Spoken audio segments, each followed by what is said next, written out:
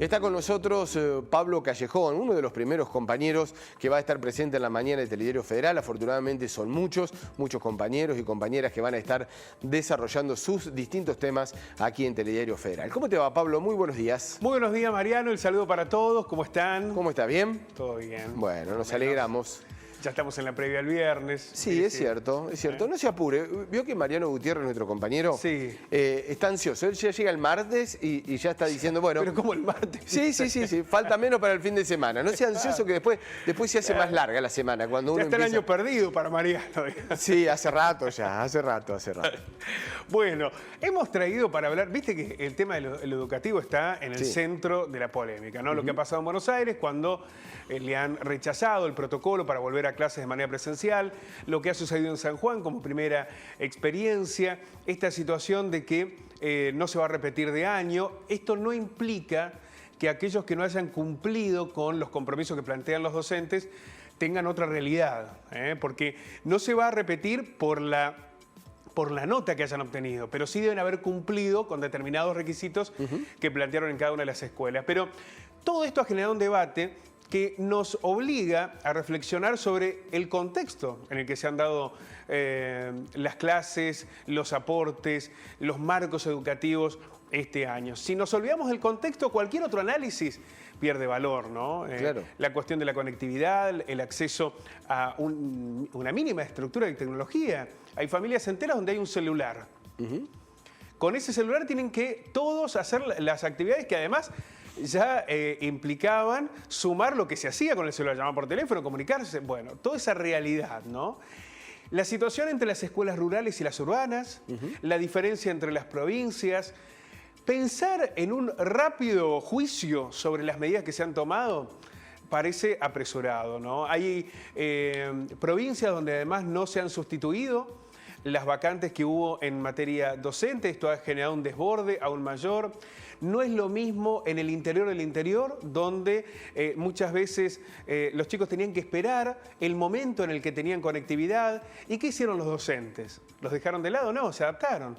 Entonces los docentes terminaban trabajando todo el día, porque había un alumno o alumna que podía a la mañana, el otro podía a la tarde, le mandaban los deberes a la noche. Bueno, toda una complicación que se ha dado en el marco de esta realidad que ha sido muy compleja y que ha mostrado sobre todo las enormes desigualdades que hay en el sistema educativo argentino. Pero si te parece, lo vemos en trama, un informe del UNICEF que nos va a permitir contextualizar un poquito más. A ver, dale, ¿En vamos. qué situación estamos?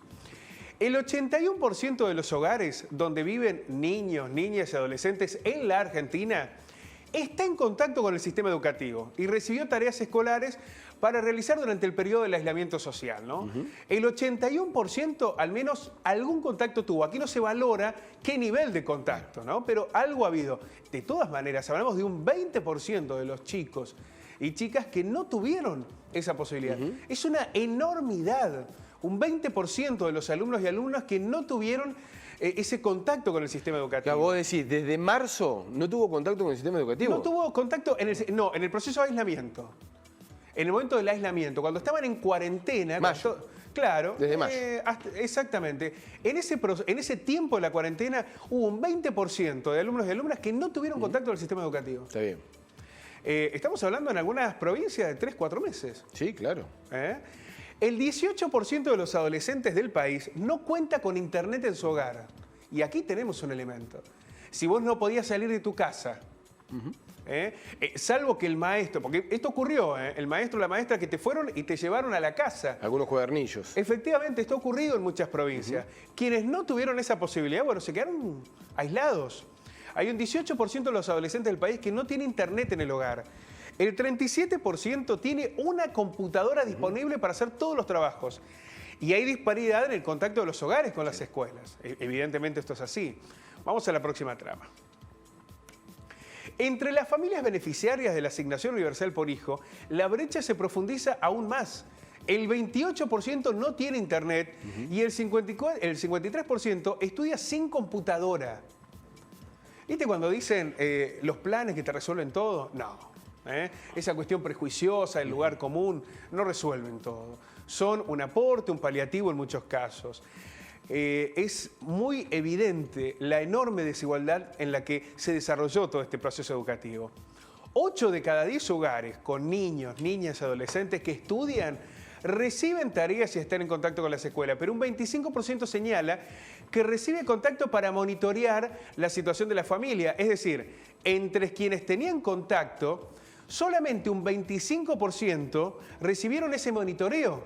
Es decir, desde la escuela fueron viendo a ver cómo van avanzando. Sí. ¿Tenés la ayuda de tu mamá o de tu papá? ¿Hay algún hermano mayor que puede colaborar con vos?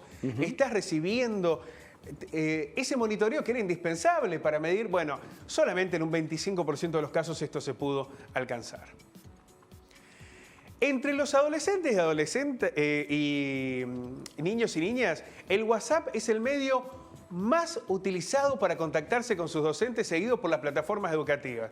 Los chicos, ¿qué hicieron? Bueno, el WhatsApp. Era la manera más rápida de poder hacerlo. El mail para algunos alumnos es una antigüedad, sí, claro. Te plantean el mail. El Facebook, había una cuestión de privacidad, pero el WhatsApp se convirtió en el lugar... Y algunas otras plataformas que tuvieron distintas situaciones, a veces funcionaban, a veces no. A veces no, claro que sí, ¿no? Pero además en la cuestión del WhatsApp, ¿qué pasaba?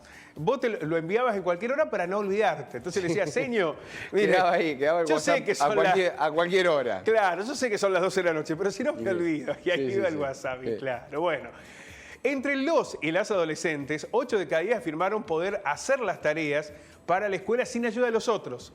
Es un porcentaje muy interesante, muy amplio, que no dependió, estamos hablando de adolescentes, no de niños y niñas. Ahí porque el otro número es tremendo. Claro, evidentemente. Y en su mayoría a través de trabajos escritos. Solo el 14% reportó la utilización de las videoconferencias, que son un lío. Sí, no. ¿Qué han hecho ahora los maestros y maestras? Te dicen... Prende la cámara, te quiero ver. A mí no me vengas con que estás del otro lado y yo no sé si real... Entonces, es una manera de controlar, que no es fácil, no es fácil, porque también los chicos se dispersan mucho, ocurre que también están en videoconferencia, pero hay momentos en los que apagan el audio y hacen otras cosas. Bueno, es muy difícil, cuando no está esa tutela presencial. Vamos a la próxima trama. 2/3 de los hogares encuestados informaron que tienen tarea para hacer todos los días. Arrancaron con mucho ímpetu, ¿no? Sí, y después fue bajando. Incluso los propios docentes se Pero dieron que había cuenta. una saturación, me parece. Claro, se dieron cuenta que no hay manera sí, porque no son las mismas condiciones, ¿no? Cuyo presenta un porcentaje significativamente mayor de hogares con niños y niñas que tienen tareas escolares todos los días, el 82%. En el NEA y en el NOA se observan valores más bajos, 57 y 61% respectivamente. Por eso decimos que tampoco se puede hacer una mirada general de la educación. No se puede decir, la educación en la Argentina... No, hay desigualdades que tienen que ver con lo social, hay desigualdades regionales, hay muchas desigualdades dentro de una misma provincia y hay desigualdades dentro de una misma localidad o pueblo. No, por supuesto. Y además, Pablo... el tema ese de esos números, ese porcentaje que tienen las tareas, significa que llegan las tareas. Después hay que ver cómo el alumno las aprende, pero las aprende de un nivel de evolución de conocimiento. Eso es otro tema. Bueno, ese es otro tema. Recién hablábamos con dirigentes gremiales que nos decían esto. ¿Qué es lo que se ha planteado en virtud de toda esta descripción que hemos hecho y lo que vos señalás, ¿no? El Gobierno Nacional, ¿qué dijo a través del Consejo Nacional de Educación? Van a pasar todos, nadie repite, nadie repite, pero se va a tener en cuenta un aspecto. Aquellos que aún con dificultades, aún sin aprobar, por lo menos tuvieron devoluciones a lo que planteaba el docente. Aquel que estuvo ausente todo el año no va a pasar, porque no hay manera de evaluar que haya efectivamente un contacto en lo educativo con la actividad, por lo cual...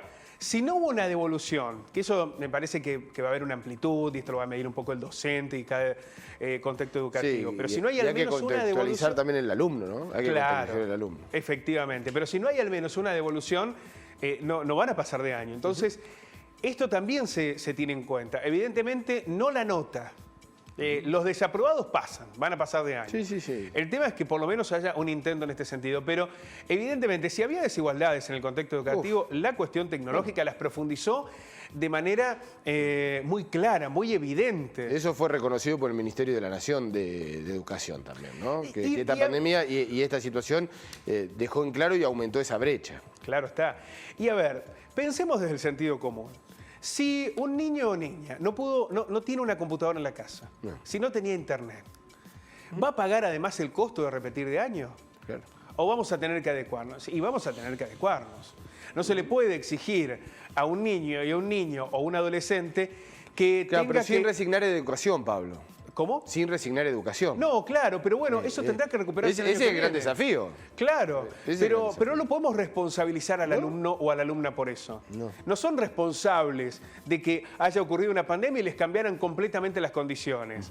Tendrá que el año que viene adecuarse y tratar de complementar, porque además les vamos a dar el castigo de vivir en un lugar vulnerable, de ser más humilde, de no tener una computadora, no tener internet. Los vamos a castigar con repetir el año. También el cambio no solamente está en la escuela física, en las aulas, sino también va a estar en la educación argentina. Indudablemente que va a tener que sufrir un cambio de planificación, de estructura, de objetivos. Y van a tener que interactuar la educación presencial con la virtual, que ya llegó para quedarse, inevitablemente. Los chicos tienen un contacto con lo virtual que deberá incorporarse. Aquí se dio abruptamente, habrá que mejorar muchísimos aspectos, inevitablemente, pero es una conjugación que va a estar. Bueno, nos parecía que era importante tener el contexto para poder evaluar por qué se han tomado estas medidas. En casi 7 de cada 10 familias son las madres las que apoyan a sus hijos e hijas para realizar los deberes escolares. En las poblaciones de menores ingresos, esta función recae aún más en ellas. El 76% de los casos son las mamás. Fundamentalmente las mamás las que han afrontado esta situación. Solo el 18% de los adolescentes menciona realizar, mira vos, este es un dato también importante, actividad física. El 76% afirma pasar más tiempo frente a las pantallas. Este es otro aspecto que va a traer consecuencias. Durante todo el año los chicos han perdido el vínculo con la actividad física. Esto también va a generar, porque esto tiene que ver con lo físico, pero con lo emocional, con la descarga de los chicos. Han dejado de lado las actividades físicas porque están todo el tiempo con la pantalla, con el celular, con la computadora. Bueno, otro elemento que se suma en este informe muy completo de UNICEF.